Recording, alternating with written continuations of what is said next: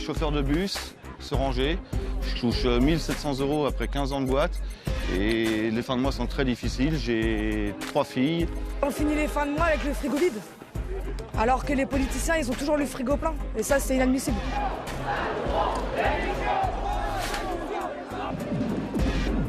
Pas de violence, pas de dégradation. Voilà, que tout se passe bien, qu'on n'embête pas la population, qu'on bloque pas les commerces et que tout se passe au mieux, quoi. Les gens n'en peuvent plus. Et malheureusement, c'est triste à dire, mais il semblerait qu'il y ait que la violence qui soit entendue par les élites.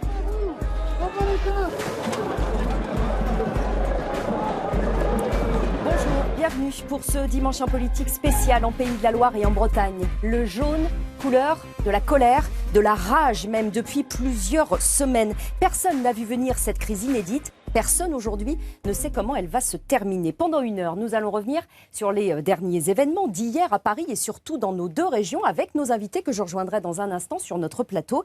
Et puis nous serons en direct de plusieurs points de duplex, à Lamballe, dans les Côtes-d'Armor, dans le Morbihan, depuis nos studios à Rennes et puis également dans la Sarthe.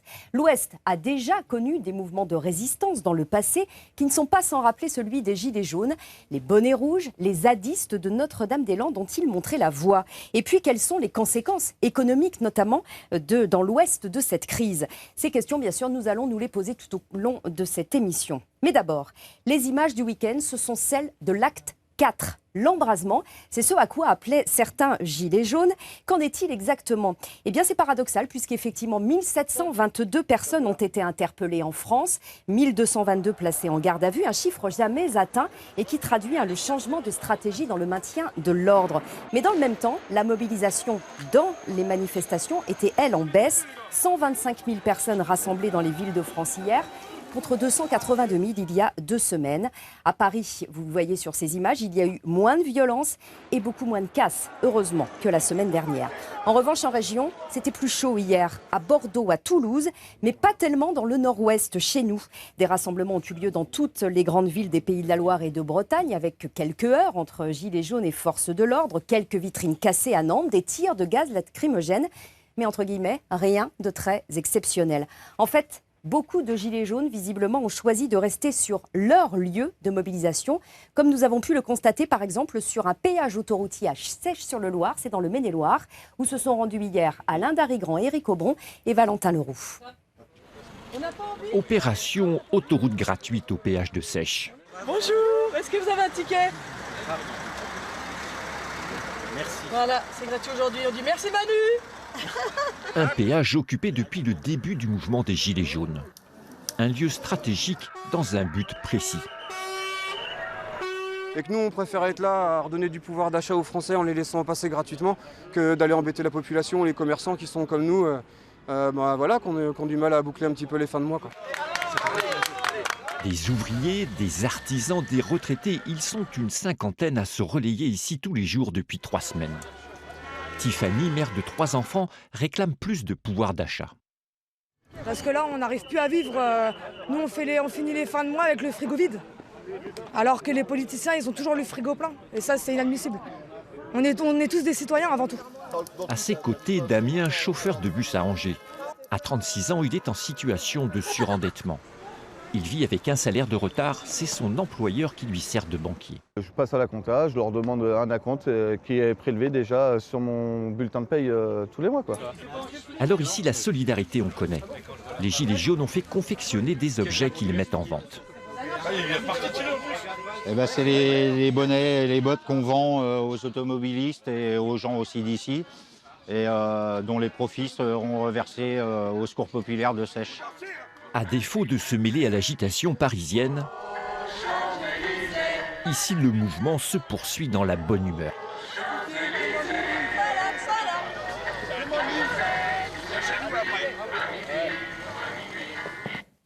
Et je vous retrouve donc en plateau, en direct depuis nos studios à Nantes avec nos invités que vous voyez ici installés. Je serai à vous dans un instant, mais d'abord, je vous propose de retrouver une autre invitée qui nous attend en duplex depuis le Morbihan. C'est Jacqueline Moreau. Bonjour madame, merci beaucoup d'être avec nous. Vous avez 51 ans et votre nom ne dit peut-être rien à vous qui nous regardez ici derrière votre écran. Mais si vous êtes adepte de Facebook, cette vidéo devrait vous rafraîchir la mémoire. Regardez. J'ai deux petits mots à dire à Monsieur Macron et son gouvernement. Quand est-ce que ça va se terminer, la traque aux conducteurs que vous avez mis en place depuis que vous êtes là? Parce que là, on atteint des sommets.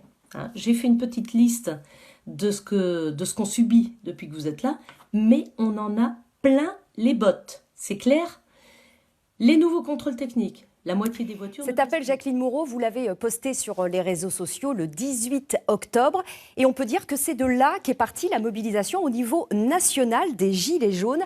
Vous comptabilisez au jour de ce dimanche 6,2 millions de vues de cet appel. Où va la France? C'était son nom.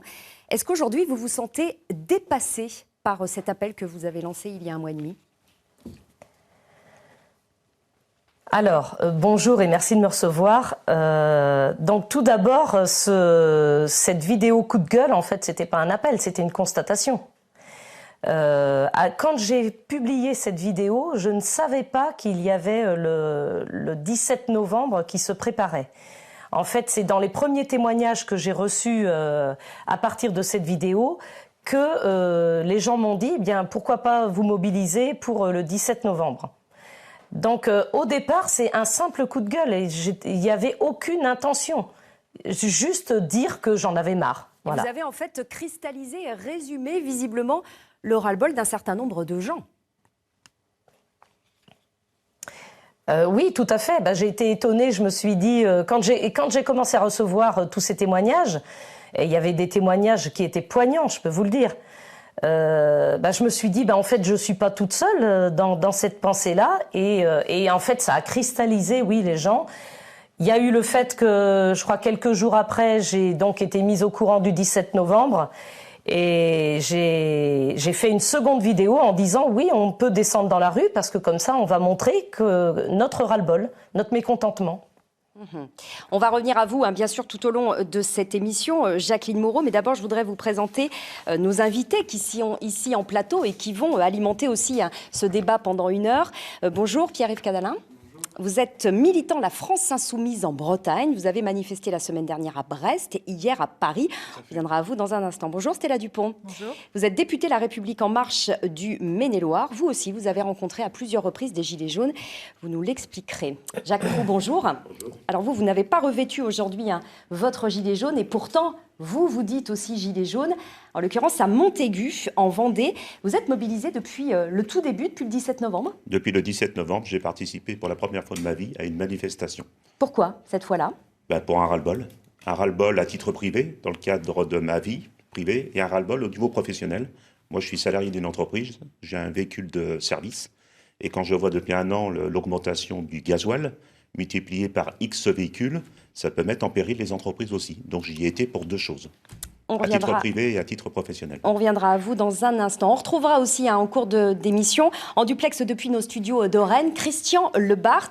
Bonjour Monsieur Lebart, vous êtes professeur de sciences politiques à l'IEP, l'Institut d'études politiques, Sciences Po à Rennes. On vous retrouvera bien sûr au cours de cette émission. Mais d'abord, je vous propose de repartir sur un autre point de duplex. C'est à Lamballe, dans les Côtes-d'Armor, où nous attend Philippe Boussion. Bonjour, Monsieur Boussion. On va mettre en place la liaison dans un instant. Vous êtes policier, vous êtes le représentant du syndicat SGP-FO en Pays de la Loire.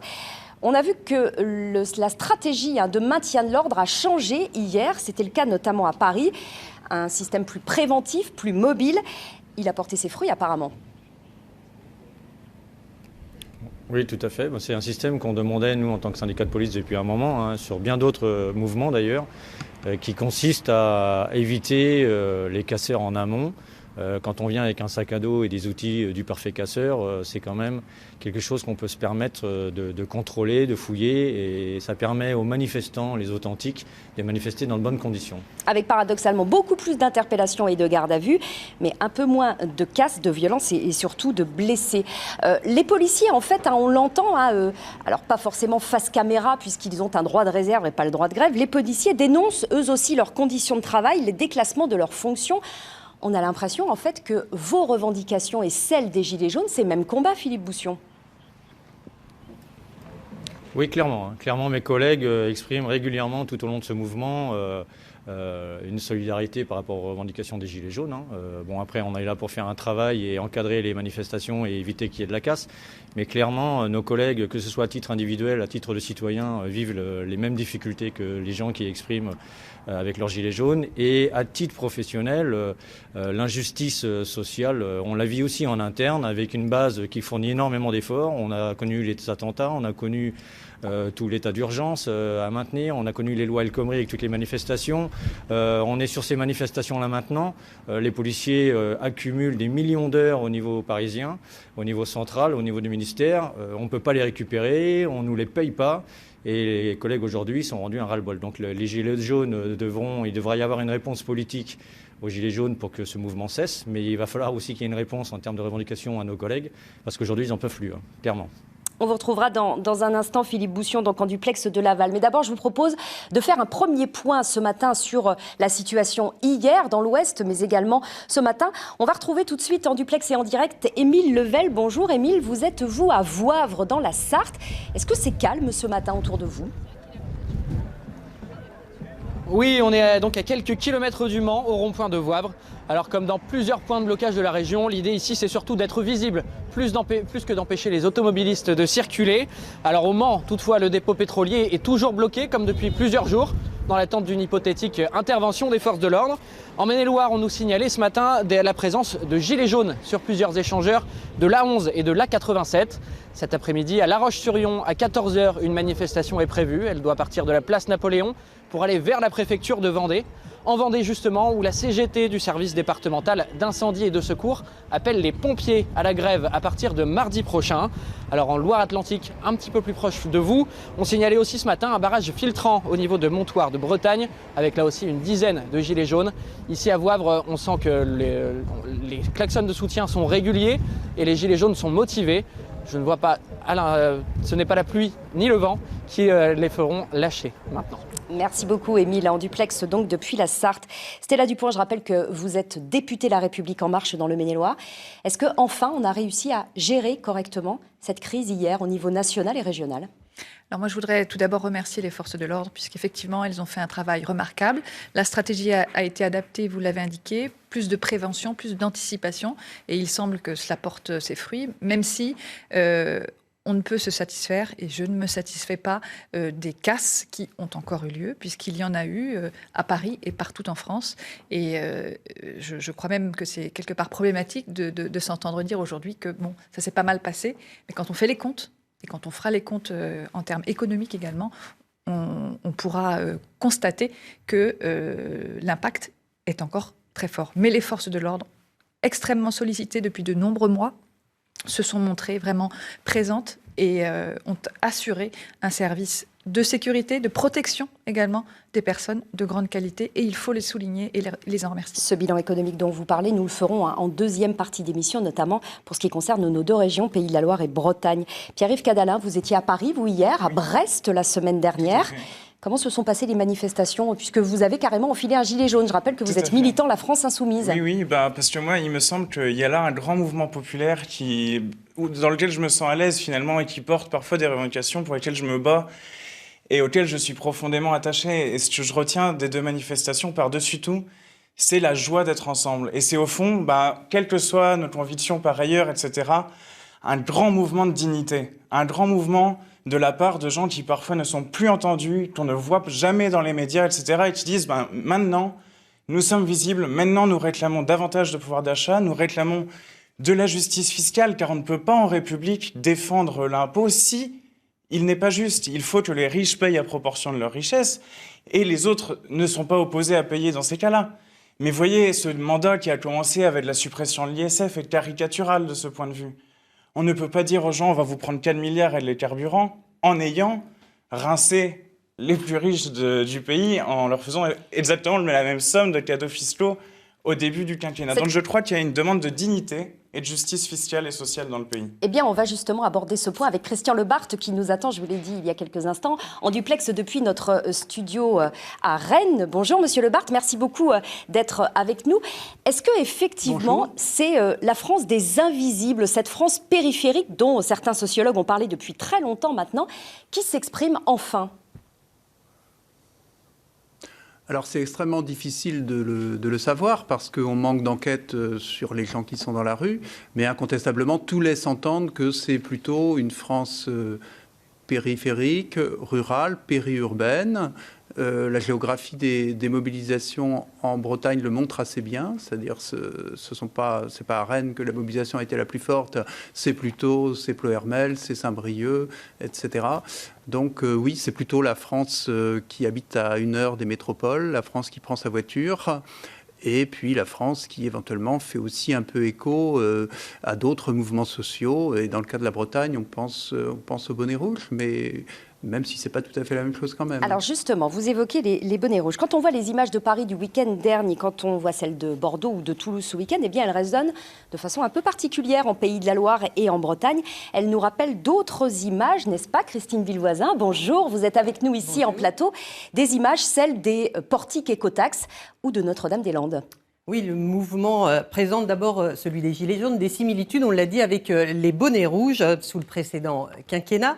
On va regarder une image. Souvenez-vous, c'était en août 2013, le premier portique qui est détruit dans le Finistère, équipé de caméras. Ces portiques s'étaient destinés à taxer les poids lourds et à financer de nouveaux modes de transport plus écologiques. Les Bretons refusent, c'est un mouvement spontané comme les Gilets jaunes dans une région qui est alors frappée par des plans sociaux à répétition, notamment dans l'agroalimentaire. L'écotaxe, comme la taxe carbone aujourd'hui, c'est en fait le prélèvement de trop. Phénomène rare, les patrons et les salariés vont défiler côte à côte avec un porte-parole, le maire de Carhaix, Christian Troadec, tous soudés autour de l'identité bretonne, Virginie. Alors ça, c'était en 2013, 2014, mais plus près de nous. En fait, elle sera supprimée en 2016, cette écotaxe. D'ailleurs, c'est très très proche. Et d'ailleurs, en 2016, c'est là aussi que ça dégénère à Notre-Dame-des-Landes, un autre lieu qui peut rappeler les bonnets jaunes, les Gilets jaunes. Les Gilets jaunes, exactement, l'autre mouvement qui a inspiré les Gilets jaunes et qui d'ailleurs l'a même infiltré, c'est donc celui des zadistes de Notre-Dame-des-Landes. On le rappelle, ils sont entrés en résistance. C'était en 2009, ils ont occupé la zone et la route qui la traverse, proposé un autre modèle de société. Le 17 janvier 2018, quand Édouard Philippe annonce l'abandon du projet de l'aéroport, il annonce aussi la fin de ce qu'il appelle la zone de non-droit. Résultat, plusieurs semaines d'affrontements, parfois très violents. Et même la présence des blindés de la gendarmerie, ceux qu'on a vus hier, place de l'Étoile à Paris. Les zadistes les plus radicaux vont quitter la zone. Et on le sait aujourd'hui, les plus modérés vont pouvoir s'installer. Merci Christine, on vous retrouvera tout au long de cette émission. Christian Lebart, vous nous attendez toujours depuis notre studio à Rennes. Est-ce que les Gilets jaunes sont finalement les héritiers des bonnets rouges et des zadistes ? Alors il y a évidemment des points communs entre tous ces mouvements. Le principal, c'est, je dirais, une hostilité au pouvoir d'État, une défiance à l'égard des élites, avec la dimension de révolte antifiscale aussi. Donc on est dans un contexte vraiment de défiance à l'égard des pouvoirs publics et à l'égard de l'exécutif en particulier. Et il y a quand même des différences significatives. Le mouvement des Gilets jaunes est un mouvement national, alors que les bonnets rouges, il y avait aussi une dimension d'identité régionale qu'on n'a pas du tout ici. Et quant à la comparaison avec les zadistes, ces derniers étaient quand même plutôt sur une utopie politique post-capitaliste ou anticapitaliste, avec l'idée d'une défense de la planète, mondialisation, etc. Alors que là, non, on est plutôt dans la défense du pouvoir d'achat, donc dans des revendications très liées on le voit bien, Christian Lebart. On le voit, Christian Lebart, la violence devient presque une arme politique, une arme de persuasion massive. Oui, parce que la République a du mal avec la violence. L'histoire de la République, c'est l'histoire de la régulation de la violence, c'est l'histoire de son contrôle, et c'est l'histoire d'une distinction progressive entre les manifestations et les émeutes. Voilà, la République tolère les manifestations, et elle sait les encadrer en principe, ou elle fait en sorte que la violence soit verbale, éventuellement et pour cible les objets, les voitures, etc., mais pas les personnes. Et de ce point de vue-là, le mouvement actuel est évidemment très troublant pour les pouvoirs publics et pour tout le monde, parce que c'est un déchaînement de violence comme on en a un peu perdu l'habitude. On vous retrouvera dans un instant, Christian Le Barth. Mais d'abord, on va retourner à Lamballe, retrouver Philippe Boussion. Je rappelle que vous êtes policier, vous êtes membre du syndicat SGPFO. Philippe Boussion, est-ce que finalement, en abandonnant le projet de Notre-Dame-des-Landes en janvier dernier, après des épisodes de très grande violence, eh bien, on a envoyé, consciemment ou inconsciemment, un signal ? Ça, je ne peux pas vous répondre. Non, je pense que la colère des Gilets jaunes n'a rien à voir. On est sur quelque chose...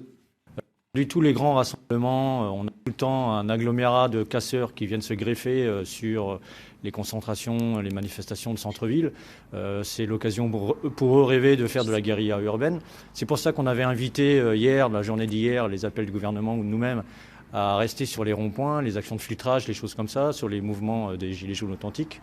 Parce que toutes les concentrations de personnes permettent aux casseurs de se mêler à ces foules, quoi. Donc c'est ça qu'il faut éviter dans ces moments-là, quoi. Merci beaucoup, Philippe Boussion. C'est ce qui a permis tous ces contrôles en amont. On peut faire la différence avec ces contrôles en amont. Merci beaucoup, Philippe Boussion. Vous étiez donc en duplex avec nous depuis Lamballe, dans les Côtes-d'Armor. Jacques Proulx, est-ce que la violence, pour vous, elle est légitime et elle est nécessaire pour faire avancer les choses ? Alors, la violence, non, elle n'est pas légitime.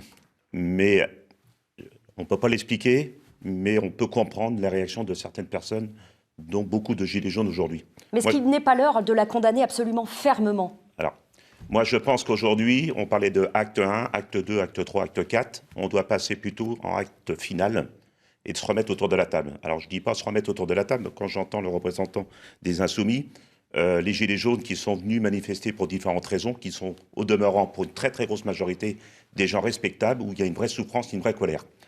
On n'a pas besoin de racolage ou de récupération politique dans les manifestations. On est complètement apolitique, on est neutre. Par contre, le système, il est usé. Ça, c'est clair depuis 50 ans. Alors que ce soit la droite, la gauche... Pour en venir à bout, eh bien, éventuellement, à un moment donné, il faut utiliser des moyens violents ? Non, je ne suis pas d'accord pour les moyens violents. Par contre, maintenant, il faut peut-être qu'on mette des choses différemment. Il faut peut-être qu'on manifeste notre colère différemment. Et le moyen que nous allons proposer, c'est plutôt une dynamique de mouvement, force de proposition et de reprendre la main par rapport à des politiques depuis 5 ans qui nous l'ont, entre guillemets, kidnappé. Alors justement, eh bien, avant de parler de ce que vous proposez, de ce que vous voulez mettre en mouvement, eh bien, on va revenir sur la semaine qui s'est écoulée avec vous à nouveau, Christine. Ce fut celle, en fait, on la retiendra, où Emmanuel Macron finalement a reculé. Plusieurs annonces, Christine, ont été faites par Édouard Philippe dans l'espoir, pour l'instant vain, de stopper le mouvement des Gilets jaunes. Oui, en fait, ces propositions, c'est quasiment un plan en 5 points. Le premier, c'est l'annonce, puis la suspension de l'annulation pure et simple de la taxe carbone. Aucune taxe ne mérite de mettre en danger l'unité de la nation, c'est ce que dira Édouard Philippe à l'Assemblée nationale. Le deuxième point, c'est la suspension de l'entrée en vigueur du nouveau contrôle technique prévu le 1er janvier, avec notamment des mesures anti-pollution sur le diesel. La troisième mesure forte, on vient de le voir, c'est le gel de l'augmentation du gaz et de l'électricité pendant l'hiver. Néanmoins, les prix devraient repartir à la hausse dès le mois d'avril, à la sortie de l'hiver. La quatrième proposition, c'est un grand débat qui débutera le 15 décembre et qui devrait prendre fin le 1er mars. Des propositions qui devront, selon le gouvernement, améliorer concrètement la vie quotidienne des Français. Enfin, le cinquième point, c'est l'augmentation du SMIC, environ 3%. En fait, il ne s'agit pas vraiment d'un coup de pouce de l'État, mais plutôt d'un mélange de hausse automatique, de baisse de prélèvements et de versement des prestations sociales. La ministre du Travail a également demandé au patronat le versement d'une prime exceptionnelle, Virginie. Merci Christine, je vous vois acquiescer. Jacques Proulx, ça va dans le bon sens, ces propositions ? Non, quand je bouge de la tête, c'est que je ne partage pas. On part encore dans de la réformette pour essayer d'endormir tout le monde. Ça fait 50 ans que ça dure tout ça, ce cinéma-là. Les gens en ont marre, il y a une vraie misère. Donc il faut remettre tout à plat. Le système est usé. Donc si le système est usé, à un moment donné, il faut bien que tout le monde se remette autour de la table. Et comme ensemble, on doit trouver des solutions. Est-ce que vous êtes d'accord, Jacqueline Moreau ? Vous nous attendez toujours en duplex du Morbihan. Ce sont des réformettes annoncées en début de semaine ? Alors, des réformettes, j'aime pas beaucoup ce mot-là, parce qu'il y a quand même une proposition du gouvernement, donc il faut quand même l'examiner. C'est certain que c'est pas suffisant. C'est-à-dire, qu'est-ce qui vous, Jacqueline Moreau, attendent quelque chose de concret et immédiat. Mais quelles mesures, par exemple, vous, Jacqueline Moreau, vous ferait dire, OK, stop, on arrête le mouvement, ou en tout cas, on fait pause ? Alors, je n'ai pas le pouvoir de dire on arrête le mouvement. Moi, je suis un gilet jaune comme les autres. Je pense que si M. Macron arrive la semaine prochaine en disant « je rétablis l'ISF » et j'augmente, parce que bien sûr, ça ne va pas régler les problèmes de la France, mais symboliquement, c'est extrêmement important pour les citoyens. Et s'il dit, j'annule l'augmentation de la CSG pour les retraités et j'augmente le SMIC de autre chose que 57 € par mois, peut-être que ça peut calmer les esprits. Alors, on a posé la question ce matin, justement, dans la Sarthe, Jacqueline Moreau, pour savoir ce qui pourrait inciter les Gilets jaunes qui étaient encore mobilisés sur un rond-point, eh bien, peut-être à stopper le mouvement. Émile Level et Cécile Claveau les ont interviewés. Écoutez. Si Emmanuel Macron devait annoncer une mesure demain soir qui vous ferait ranger les Gilets jaunes, ce serait laquelle?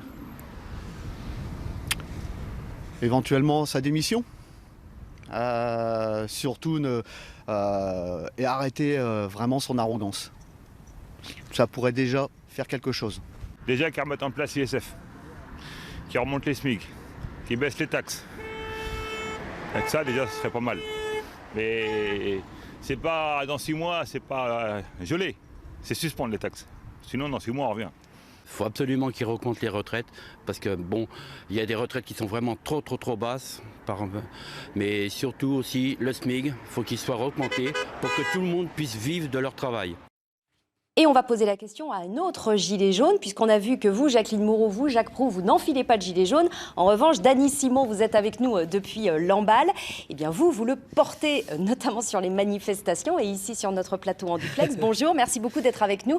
Vous êtes ambulancière et vous êtes gilet jaune de la première heure dès le 17 novembre. Je vous pose la même question. Quelle mesure, vous ferez arrêter le mouvement ? Alors me faire arrêter le mouvement, c'est pas moi qui vais décider d'arrêter le mouvement. On est tous ensemble, donc c'est pas une décision, une seule décision qui me fera arrêter le mouvement. On est plusieurs sur le terrain. C'est une décision qu'on doit prendre tous ensemble, puisqu'on a la même directive depuis le début. On va parler du SMIC, on en parle. Il faut augmenter le pouvoir d'achat. Il y a aussi des taxes qu'il faut nous expliquer. Et deuxièmement, on est en train aussi de parler du RIC. Vous avez sûrement entendu parler. On travaille dessus pour qu'on puisse avoir justement du pouvoir aussi, nous. Donc ce sont en fait un faisceau de mesures. Il n'y a pas une seule mesure qui pourrait vous satisfaire. On reviendra à vous dans un instant, Madame Simon, donc en duplex de Lamballe dans les Côtes-d'Armor. Mais d'abord, je voudrais avoir votre avis, Stella Dupont. Je rappelle que vous êtes députée La République En Marche du Maine-et-Loire. En gros, ça n'est pas les annonces du début de semaine qui peuvent faire changer les positions d'un certain nombre de gilets jaunes. Est-ce que vous êtes prêt à entendre, on a vu, l'ISF, le SMIC ? Alors, je crois que les attentes sont fortes et la colère, elle est réelle. Je l'ai rencontrée encore hier sur le terrain et j'ai bien conscience de la nécessité, effectivement, de trouver les bonnes réponses. Sauf que les demandes sont diverses et sont multiples. Mais par exemple, elles sont précises. Là, l'ISF, l'augmentation du SMIC, ça, c'est une chose qu'on peut satisfaire raisonnablement ? Les demandes sont multiples et l'état des finances de la France, plus de 2000 milliards de dettes, c'est une réalité. Et ça, c'est ce qu'on lègue à nos enfants. Donc les marges de manœuvre sont étroites. Le SMIC, ce n'est pas l'État qui paie, ce sont les entreprises. Pour que notre société fonctionne, pour que nos retraites soient payées, pour que l'assurance chômage fonctionne, pour que notre système de santé, notre système d'éducation fonctionne, il faut une activité économique dynamique. On en parlera dans un instant avec le président de la CPME, la Confédération des PME. Mais est-ce que ce discours, finalement de raison, il est audible auprès des gilets jaunes que vous rencontrez sur le terrain ? On peut discuter, je le fais, et on s'entend, on discute, on argumente, on contre-argumente. Les gens attendent une mesure rapide et concrète, vous l'avez rappelé. Et puis, au-delà de ça, cette mesure rapide, moi concrète ? je pense qu'il faudra à la fois de l'argent sonnant et trébuchant, puisque effectivement, quand quelqu'un gagne le SMIC aujourd'hui, pour peu qu'il ait des enfants en plus, eh bien, c'est quand même extrêmement difficile de boucler ses fins de mois. Le SMIC, c'est 1180 € net. Voilà, quand nous sommes arrivés, il était à 1150. Il est aujourd'hui à 1180, enfin, en fonction des branches et des secteurs, il y a des variations. Il sera aux alentours de 1210 € en janvier, donc une augmentation de 60 € depuis notre arrivée. Et oui, ce n'est pas suffisant. Ça ne suffit pas, visiblement. Bien entendu, c'est acté et c'est inscrit. On augmente également la prime d'activité, mais j'ai bien entendu que cela ne suffisait pas. C'est pour ça que je pense que la prise de parole du président Macron, est importante mais avec des annonces. Importante dans la forme. Je pense que les Français ont besoin de sentir que le président de la République est avec eux, qu'il les comprend, qu'il fait des propositions. Mais une proposition, on n'a pas une solution. Vous avez indiqué, M. Proulx, qu'il y avait un travail de fond à mener. Lorsqu'on réforme le travail, lorsqu'on réforme la formation, lorsqu'on réforme les retraites, lorsqu'on réforme l'assurance chômage, tout ça, ce sont des chantiers extrêmement importants. Mais qui, pour l'instant, ne sont pas visibles aux yeux des Français. Je vous voyais Pierre-Yves Cadalin protester aussi. On va venir à vous, hein, Monsieur Proulx.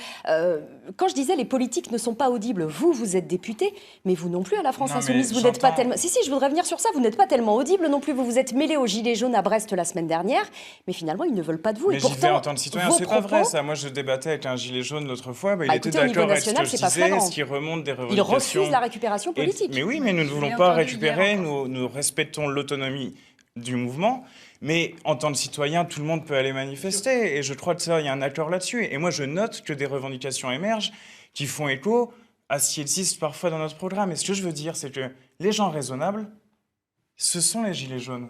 Car vous nous agitez toujours comme ça les 2000 milliards de dettes. C'est la réalité de la France. Mais vous supprimez l'ISF, vous détaxez les impôts sur les plus riches, et c'est vous qui creusez le déficit en France. Je veux dire, à un moment donné, c'est vos cadeaux fiscaux qui nous coûtent tous très cher, et c'est votre refus de s'en prendre au problème fondamental qui est celui de la fraude et de l'évasion fiscale et qui nous coûte 100 milliards par an. Je ne peux pas vous laisser dire ça, Il y a monsieur. aujourd'hui un problème. Je veux juste tout de même dire quelque chose auquel je suis attaché. Soit il y a une solution politique. Et on verra ce que Macron va dire. Peut-être il va dissoudre l'Assemblée, on verra bien. Soit il y a une solution, soit il y a une solution de la tension. Stratégie de la tension. Et moi je dis attention, nous sommes en démocratie, nous sommes en République. Je vois qu'il y a une enquête de la DGSI contre le député Ruffin pour sédition, que le président des Amis de la Terre a été mis en garde à vue pour l'organisation d'une manifestation. Je dis aux gens d'En Marche, n'oubliez pas ce qu'est la République, n'oubliez pas ce qu'est la démocratie et respectez un mouvement populaire qui aujourd'hui porte la voix de la majorité sociale du pays. Jacques Proulx, vous vous reconnaissez dans un parti politique, dans un syndicat Non, mais moi je ne me reconnais pas du tout aujourd'hui. J'ai, de par mon passé, eu tendance à aller dans tel ou tel mouvement par rapport à des idées qui pouvaient éventuellement m'intéresser. On n'en est plus là aujourd'hui. Alors vous avez raison, Madame le député, quand à un moment donné vous dites que c'est pas simplement un petit moyen à droite et un petit moyen à gauche, il faut raisonner d'une façon beaucoup plus globale. Mais ça fait 50 ans, et je le répète souvent, ça fait 50 ans qu'on vous attend sur des réponses. Mais nous, ça fait 18 mois qu'on est là. Madame, pas de chance pour vous, vous avez peut-être subi ce qui est arrivé, mais M. Macron, il avait une chance extraordinaire quand il est arrivé aux affaires. Il avait un boulevard devant lui de pouvoir réformer la France en profondeur. Ça, c'est la première chose. La deuxième chose, quand vous parlez de moyens financiers, et là, je rejoins peut-être la personne qui est à côté de vous, en disant qu'à un moment donné, l'argent, mais il y a de l'argent en France. Sauf qu'on est en train de faire l'inverse. On continue à prendre de l'argent sur ceux qui continuent depuis des années à en payer. Donc, inversons les rôles, restructurons-nous, redéfinissons un peu les règles d'un budget et remettons du bon sens en action. Le Français, celui qui se réveille, ce qu'on appelle la majorité silencieuse aujourd'hui, qui depuis des années, qui se lève le matin pour pas grand-chose à la fin du mois, qui cherche du boulot, qui est payé au RMI, etc. Il en a marre de ce discours-là. Lui, il continue à payer. Alors, on y va ou on n'y va pas? On change les choses ou on ne change pas? Maintenant, vous attendez, vous, très clairement, la prise de parole d'Emmanuel Macron demain? Elle peut être déterminante? J'attends rien de M. Macron. Je pense que son mandat... Et de qui alors, si vous n'attendez rien d'Emmanuel Macron? J'attends rien de M. Macron en tant que tel, parce que je pense que malheureusement, son mandat pour lui est fini. Je dis simplement, c'est où il réforme, là, comme ça s'appelle, il dissout, là, comme ça s'appelle, l'Assemblée nationale, et là, ça va être une dynamique. Une solution, et là, il y a une dynamique. Et là, les Gilets jaunes... Et au-delà, c'est pour ça que je ne l'ai pas mis aujourd'hui, c'est au-delà des Gilets jaunes, c'est les citoyens ensemble, mais d'une façon apolitique. Parce que vous avez tous prouvé depuis 50 ans votre échec à réformer la France et comprendre les Français. On n'a jamais été aux responsabilités. Mais M. Mélenchon y est depuis 85. Il n'a jamais été dans une majorité. Il n'a pas été ministre sous M. Jospin. Sénateur. Il a été sénateur pendant 20 ans, etc. Donc, si M. Mélenchon, c'est le renouveau, excusez-moi, il faut qu'on change de côté. En tout cas, on va poursuivre ce débat, mais j'aimerais qu'on entende quelqu'un qui a sonné l'alerte depuis très longtemps. Parce que parmi les politiques, il y en a qui ont plutôt été épargnés quand même par les critiques, à moins que vous me démentiez, Monsieur Proulx. Ce sont les maires et même, entre guillemets, les petits maires. Hier, ils ont invité leurs concitoyens dans la plupart des mairies des hôtels de ville de France à venir les voir, les rencontrer pour partager ce qu'ils ont appelé des doléances. Ça rappelle des souvenirs historiques anciens. Et par exemple, Dominique Dumont, je ne sais pas si vous avez ouvert votre mairie, c'est celle de Ferté-sur-Sarthe, dans la Sarthe. Donc, vous êtes vice-président de l'Association des maires ruraux de France. Votre mairie a été ouverte hier pour rencontrer des gilets jaunes ou des citoyens lambda? Oui, elle a été ouverte le matin de 9h à midi, l'après-midi de 14h à 17h. Les conseillers municipaux ont assuré des permanences pour accueillir les gens, les écouter, puis parfois écrire leurs doléances ou les laisser les écrire sur le cahier qu'on avait ouvert, en effet. Cette crise des gilets jaunes, à Dominique Dumont, on ne peut pas dire que vous ne l'ayez pas prophétisée, mais vous l'avez vu venir depuis longtemps et vous avez alerté les pouvoirs publics et notamment Édouard Philippe cet automne encore. En vain, en fait, on ne vous a pas écouté avant cette crise. Ben oui, à chaque fois depuis 2008 environ, à chaque fois qu'il y a des élections nationales et que les maires on assure le dépouillement, on se rend compte que de plus en plus de nos concitoyens soit ne viennent plus voter, ou lorsqu'ils viennent voter, c'est soit pour mettre un bulletin blanc ou mettre des bulletins extrêmes dans les urnes. Et on se rend compte que depuis 10 ans, à chaque fois qu'on alerte les pouvoirs publics sur cette situation, pendant une quinzaine de jours, ils se mobilisent et puis derrière, ça s'éteint tranquillement, le soufflet retombe et puis on reprend notre petite vie de tous les jours. Sauf que lorsque dans un pays démocratique comme le nôtre, lorsque les citoyens depuis 10 ans expriment leur colère à travers un bulletin de vote, ils ne sont pas entendus, la seule solution qu'ils ont, c'est hélas, c'est de se déplacer dans la rue pour s'exprimer, essayer de faire entendre leurs besoins et leurs souffrances souvent. Est-ce que vous, petits maires, entre guillemets, les maires ruraux, est-ce que vous pensez que vous pouvez être des médiateurs dans ce conflit? Alors, petit maire, c'est pas forcément quelque chose qui m'intéresse beaucoup. Les maires de petites communes, effectivement, vous avez raison. Je pense qu'on a un rôle à jouer, je pense, oui, pour permettre à ceux qui n'ont pas cette capacité de mobilisation, cette envie de venir se manifester ou se rassembler à un rond-point, déjà d'exprimer leur souffrance, leurs envies, leur colère sur un cahier. C'est toujours mieux de le faire avec un stylo qu'avec ses poings. Et puis peut-être qu'on a aussi cette capacité d'alerte que le gouvernement, mais celui-ci, mais les précédents n'ont pas compris.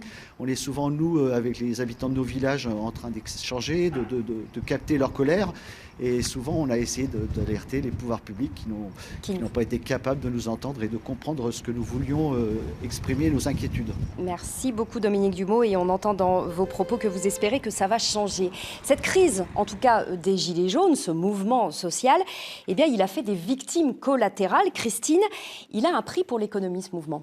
Et oui, selon le ministère de l'économie, depuis le 17 novembre, le chiffre d'affaires du commerce de détail a baissé de plus d'un tiers et celui des grandes surfaces d'environ 20%. Il y a un chiffre qui interpelle, c'est celui-là, 13 milliards d'euros de pertes pour l'industrie agroalimentaire. C'est l'équivalent d'un mois de production en France.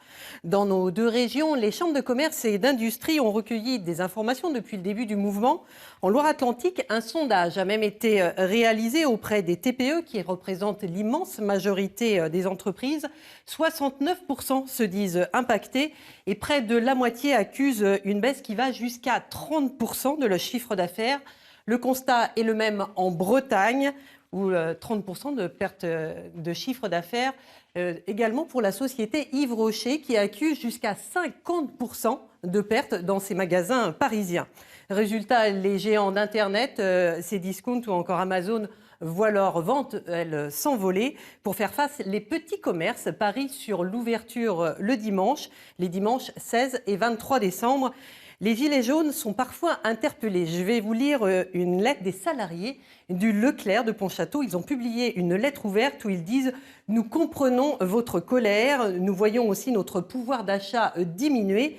Aujourd'hui, pour nous, c'est double peine. Nous subissons des blocages ciblés qui mettent en danger la situation économique de notre entreprise. Nous sommes 220 salariés, 220 familles impactées et dont l'emploi est aujourd'hui menacé. C'est ce qu'ils disent aujourd'hui aussi aux Gilets jaunes. Merci beaucoup Christine. Ce 8 décembre hier, donc c'était le 4e samedi de mobilisation dans l'Ouest et dans toute la France, vous l'avez dit, avec des conséquences très importantes sur l'activité commerciale. C'est ce qu'ont constaté hier à Nantes Céline Dupérat et Nargis El Asraoui. Les manifs qui dégénèrent à Nantes, les commerçants en ont presque pris l'habitude. Hier, 3 cortèges se sont retrouvés en centre-ville. Alors sur le parcours, les rideaux se baissent, les vitrines sont protégées. Puis on a 5 rideaux à baisser, on ferme la moitié pour l'instant, on attend de voir ce qui se passe, ce qui se trame réellement. Et pour l'instant, c'est statu quo. C'est compliqué pour le chiffre d'affaires des journées comme celle-ci, on imagine? Sur le mois de décembre, ouais, d'une manière générale, pour avoir discuté avec beaucoup de commerçants qui sont dans le même cas de figure que nous, tout le monde est impacté. Sur le marché de Noël, l'ambiance n'est pas à la fête. Personne dans les allées, qui d'ordinaire grouillent de monde. Ici, certains vendeurs disent avoir perdu 50% de leur chiffre d'affaires. On ne peut pas arrêter de vivre non plus par rapport à ce genre de choses et économiquement c'est très compliqué parce que les chalets coûtent très cher et qu'il faut amortir tout ça et que là depuis le départ on a perdu énormément d'argent et économiquement ça va être un gros problème je pense. On est des petits artisans donc si c'est bien réfléchi, je vois pas pourquoi on viendrait nous embêter ici au marché de Noël. Dans la manifestation, la colère se veut contenue. Le mot d'ordre, pas de violence ni de casse. Cela n'empêche pas les jets de projectiles et les tirs de lacrymogènes. Pendant que beaucoup font demi-tour, les terrasses ferment. Un samedi sans pour les commerçants, qui annoncent déjà que les prochaines ouvertures dominicales ne suffiront pas à rattraper le manque à gagner. Nous a rejoint en plateau un nouvel invité, Olivier Morin. Bonjour, merci d'être avec nous. Vous êtes entrepreneur en Vendée et vous êtes président en Pays de la Loire de la CPME, c'est la Confédération des petites et moyennes entreprises. Aujourd'hui, très clairement, vous en appelez à la responsabilité de chacun? Écoutez, de toute évidence, oui. Je crois que la responsabilité elle est partagée par tous, y compris par nous, les corps intermédiaires. Quand on a perdu en légitimité, quand on nous a fait perdre en légitimité, autant par le peuple que par la politique, aujourd'hui, on n'a plus moyen de représenter toutes les doléances qui sont portées par les Gilets jaunes aujourd'hui, et c'est la cacophonie. On demande tout. Et quand un artisan qui fait partie des Gilets jaunes a des requêtes, ce ne sont pas les mêmes qu'un fonctionnaire ou qu'un chômeur.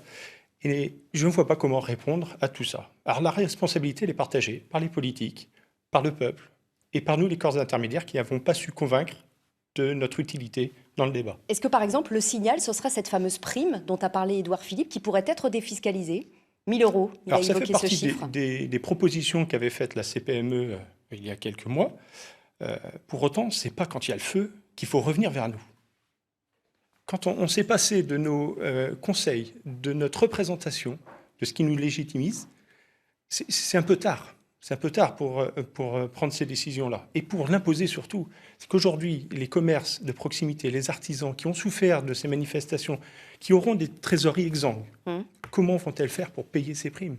Tout simplement. Votre président national parle de défaillances probablement importantes, peut-être de dépôt de bilan imminent pour certaines entreprises. Vous entendez, Jacques Proust, ce discours, c'est-à-dire des conséquences gravissimes pour certaines entreprises ou PME? Je l'entends complètement, parce que je partage. Moi, quand j'ai été manifesté, c'était sans blocage, parce qu'on se tirait une balle dans le pied et on pénalisait l'économie, donc nous indirectement. Donc je partage complètement le point de vue. Je le partage doublement. C'est qu'aujourd'hui, il faut qu'on se remette tous autour de la table. Il ne faut pas qu'on développe des idées pour le moment parce qu'il y a urgence. Et j'ai moi la responsabilité de tout ça, c'est qu'on le voit bien depuis des années. Le 17 novembre, ce n'était pas un scoop, ça ne s'est pas découvert le matin, ça s'est découvert depuis un moment. Et nos politiques, ou au gouvernement ou en opposition, ça les sert tous les deux. Ceux qui sont au gouvernement disent de toute façon, ça ne va pas durer, ça va s'éteindre, il va y avoir Noël qui va arriver, tout le monde va rentrer dans ses foyers. Et les oppositions, les différents partis politiques disent, eux, plus, je m'excuse du terme, plus c'est la merde, mieux c'est, et mieux on entend parler de nous. Mais là, on est en train de parler des conséquences économiques. Donc, à partir de là, ce qui est arrivé, c'est, moi, je fais partie d'une entreprise, et ça peut avoir des conséquences lourdes sur l'entreprise. Donc, il est grand temps, ce qui est fait, le mal est fait. Donc, moi, je demande des états généraux du pouvoir d'achat, où on englobe l'ensemble des périmètres et des acteurs économiques, syndicales et autres, qui à un moment donné se remettent sur le tour de la table, de dire comment, ensemble, avec les citoyens, parce que nous sommes les consommateurs, avec les citoyens, demain, on doit trouver des solutions.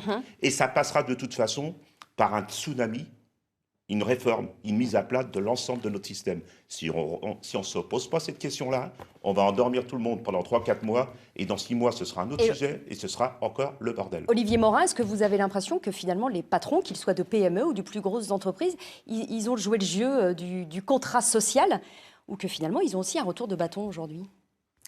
Alors déjà, j'aimerais faire la distinction entre patron et entrepreneur.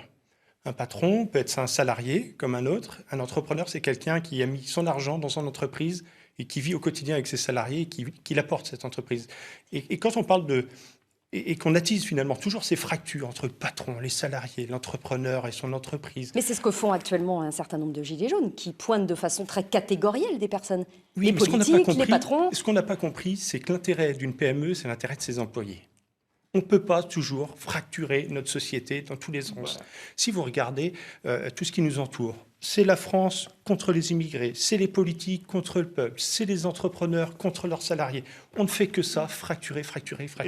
Et je crois qu'il y a dans notre société suffisamment d'organisations pour pouvoir représenter tout ce beau monde et travailler ensemble à trouver des solutions.